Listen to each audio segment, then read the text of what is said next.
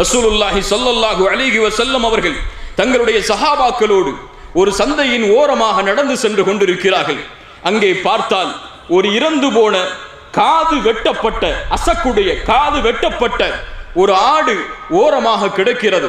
ரசூலுல்லாஹி ஸல்லல்லாஹு அலைஹி வஸல்லம் அந்த இறந்து போன அந்த ஆட்டுக்கு அருகிலே சென்று அந்த காதை உயர்த்தி பிடித்து கேட்டார்கள், இந்த இறந்த ஆட்டை, அதுவும் காது வெட்டப்பட்ட இந்த குறையுடைய ஆட்டை உங்களில் யார் ஒரு திர்ஹமுக்கு வாங்குவதில் விருப்பம் கொண்டவர்?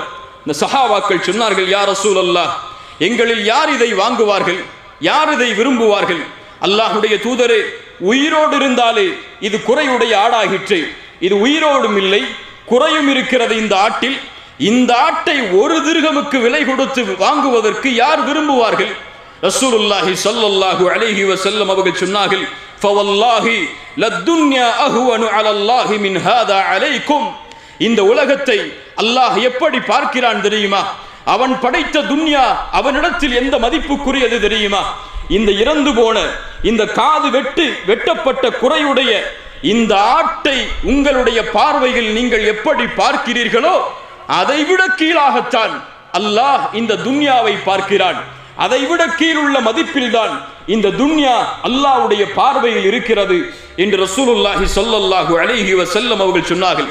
அல்லாஹ்வுடைய தூதர் இந்த துன்யாவை அவர்களுடைய வார்த்தைகளின் மூலமாக மேலும் மேலும் புரிய வைத்தார்கள்.